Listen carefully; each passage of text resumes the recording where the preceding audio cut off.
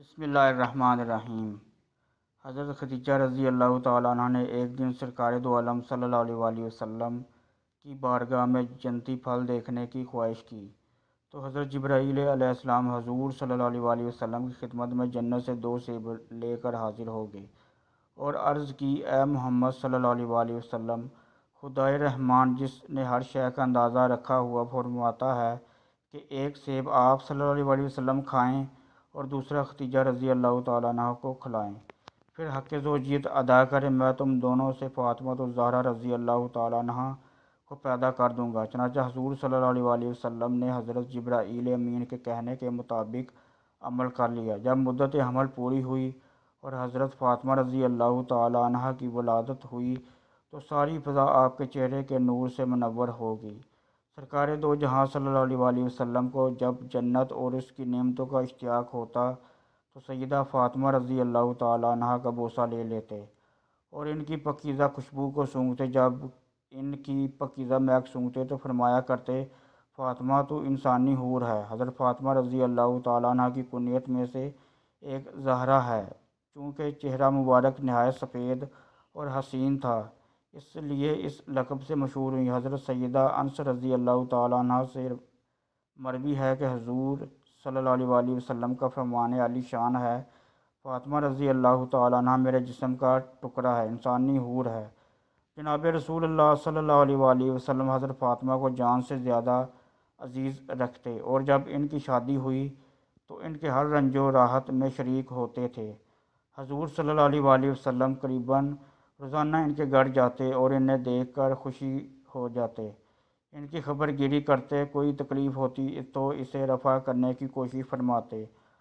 حضرت صلی اللہ علیہ وسلم کی عادت مبارکہ یہ تھی کہ جب کہیں تشریف لے جاتے تو سب سے آخر میں فاطمہ الزہرا رضی اللہ تعالیٰ عنہ سے رخصت ہوتے اور جب واپس تشریف لاتے تو سب سے پہلے سیدہ فاطمہ رضی اللہ تعالیٰ عنہ سے ملتے۔ تو یہ معلوم ہوگا کہ باپ بیٹی دونوں کے گھروں میں عموماً پکا رہتا تھا۔ اگر باپ کے گھر میں کئی روز روٹی نہ پکتی تو بیٹی کا چولہا بھی کئی دن گرم نہ ہوتا تھا، لیکن حضور اقدس صلی اللہ علیہ وسلم کے گھر جب بھی کہیں سے کوئی کھانے پینے کی چیز آ جاتی تو آپ صلی اللہ علیہ وسلم اس میں سے سیدہ فاطمہ الزہرا رضی اللہ تعالیٰ عنہ کا حصہ ضرور نکالتے اور انہیں بھجوا دیتے۔ اس طرح گھر میں کوئی خاص چیز پکتی جو شاذ و نادر ہی تھی تو وہ بھی فاطمہ رضی اللہ تعالیٰ عنہ کو بھجوا دی جاتی۔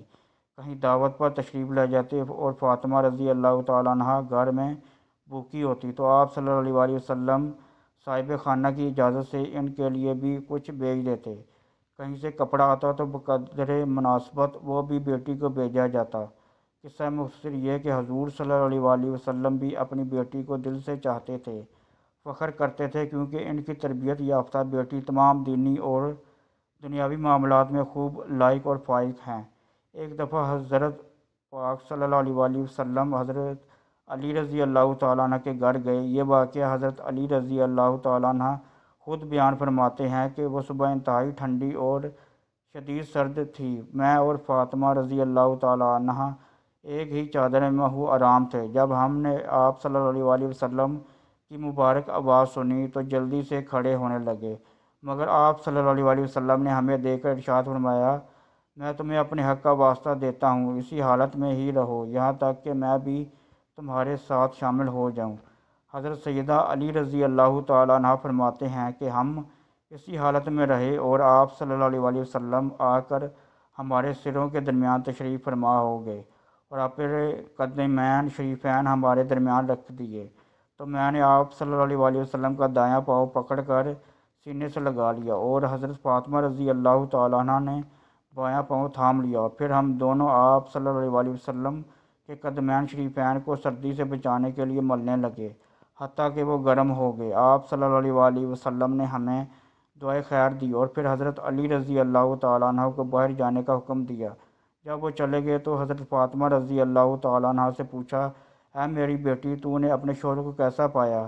یہ واقعہ چونکہ شادی کے کچھ ہی دن بعد ہوا تھا، شوہر کے متعلق پوچھ رہے تھے۔ انہوں نے جواب دیا کہ وہ بہترین شوہر ہیں۔ پھر آپ صلی اللہ علیہ وسلم نے حضرت علی رضی اللہ تعالیٰ عنہ کو بلایا اور ارشاد فرمایا، اپنی زوجہ سے نرمی سے پیش آنا، بے شک فاطمہ میرے جسم کا ٹکڑا ہے، اور جو چیز اسے دکھ دے گی وہ مجھے بھی دکھ دے گی، اور جو چیز اسے خوش کرے گی وہ مجھے بھی خوش کرے گی۔ میں تم دونوں کو اللہ عز و جل کی حفاظت میں دیتا ہوں۔